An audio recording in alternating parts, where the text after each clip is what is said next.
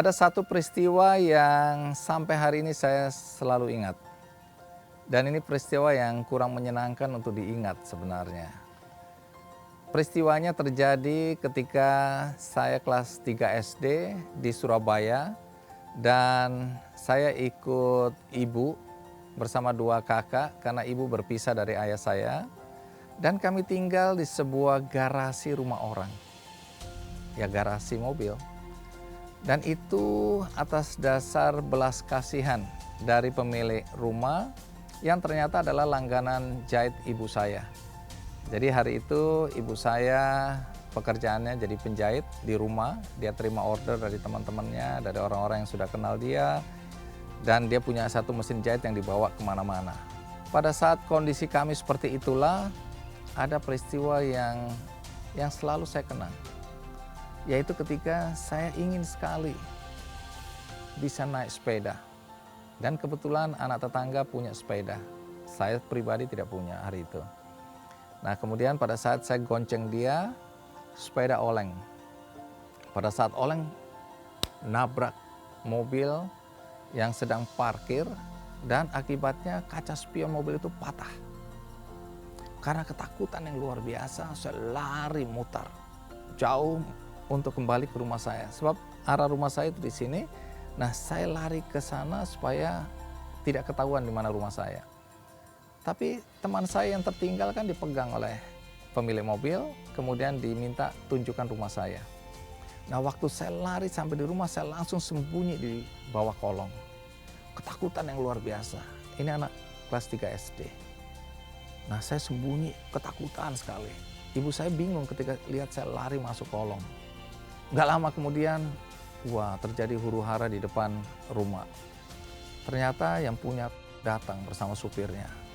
Marah-marah, minta ibu saya keluar dan ibu saya menemui, dan di situ saya mendengar kata-kata kasar, ya entah pemilik waktu itu atau supirnya yang marah-marah, dan ujungnya minta ganti rugi atas patahnya kaca spion mobil itu.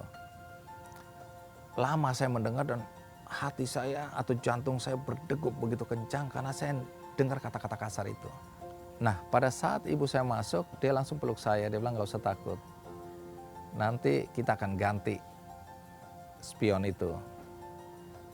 Singkat kata, setiap minggu orangnya datang untuk menagih angsuran kaca spion yang saya patahkan tadi.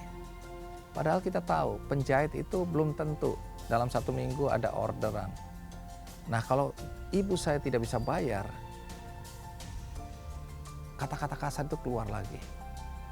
Jadi saya ketakutan setiap minggu pada hari di mana orang itu akan datang untuk menagih angsuran kaca spion, saya selalu gemetar, keringat dingin, takut sekali, saya sembunyi. Nah, itu berlangsung lama sekali, perasaan saya lama sekali. Karena ibu saya kalau ada uang baru dia bayar, kalau nggak ada uang mau bilang apa. Sejak itu, saya lahir satu kebencian pada orang kaya. Saya menganggap semua orang kaya jahat. Hanya karena satu kaca spion yang patah. Kemudian dia melihat rumah kami yang hanya sebuah garasi dengan segala perabotan yang tentu saja tidak layak. Mereka masih tega untuk meminta dan bahkan mengancam ibu saya. Mengancam itu perasaan saya waktu masih kecil. Karena dia selalu mendesak dan kalau tidak dibayar mulai kata-kata kasar keluar. Saya benci pada orang kaya. Saya menganggap semua orang kaya jahat. Bahkan untuk membalas dendam saya ketika saya mulai mau naik kelas 4, saya tuh setiap hari bawa paku. Kalau ada mobil bagus saya kempesin 4 bannya. Saya bahkan ikut anak-anak nakal, anak-anak jalanan, kita mencuri di rumah-rumah orang kaya, ada otopet dulu, ada bola basket, apa aja yang bisa kami curi, kami curi. Dan itu ada kepuasan ketika saya mencuri barang orang-orang kaya. Waktu berjalan, tahun demi tahun, kemudian sampailah saya pada satu puncak karir saya, yaitu menjadi pemimpin redaksi Metro TV. Karena saya pemimpin redaksi tentu dapat mobil inventaris dan mobilnya bagus. gaji saya udah cukup. Satu hari saya ada janjian pekerjaan, saya bawa mobil, saya biasa nyupir sendiri. Kemudian di Jalan HR Rasuna Said, ketika jalanan sedang macet, saya jalan pelan-pelan, tahu-tahu ditabrak dari belakang. Buak, saya kaget. Karena ini bukan jalan yang lagi kosong, lagi lapang, sehingga aneh kalau ada orang yang menabrak saya dari belakang dengan kecepatan yang cukup tinggi. Emosi, saya langsung turun mau marah nih. Tapi apa yang saya lihat?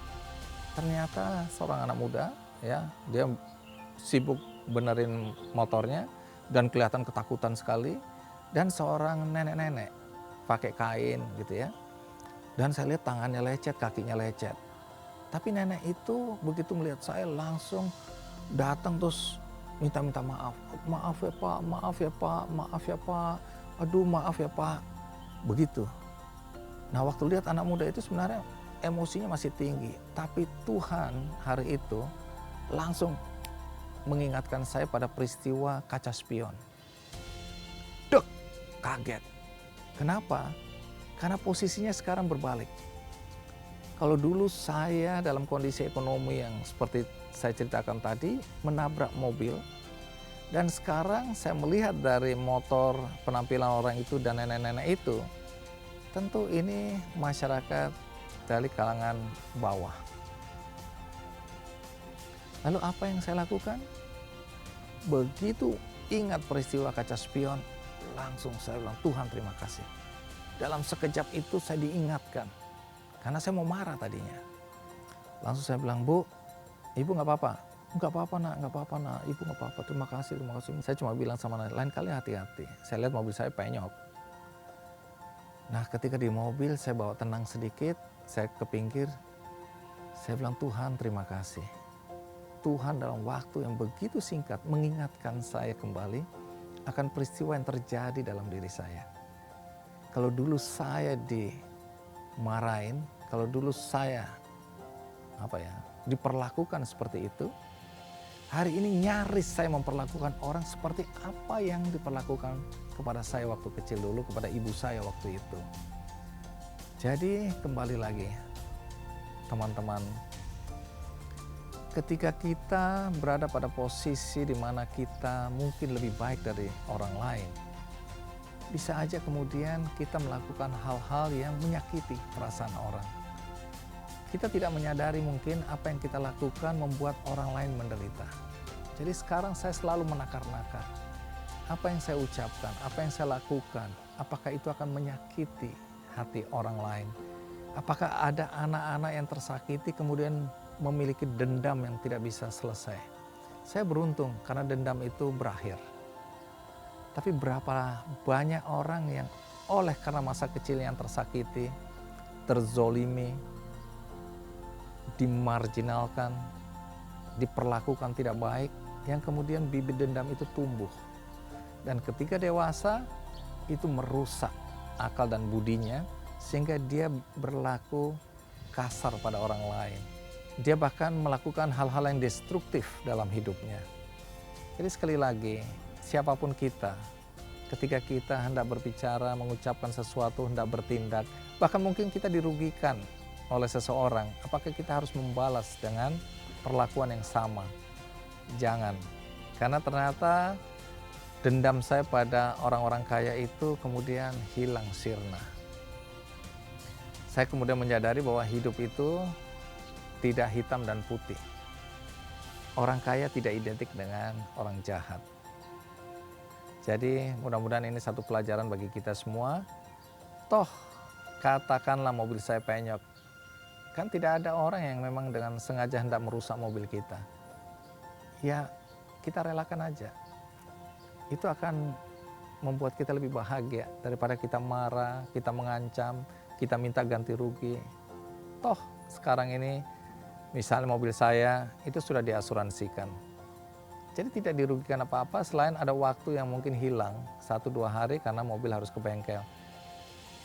Itu tentu jauh lebih ringan ketimbang kita memendam perasaan dendam perasaan marah, dan kemudian kita berbalik merugikan orang lain. Semoga ini bisa jadi pembelajaran bagi kita semua.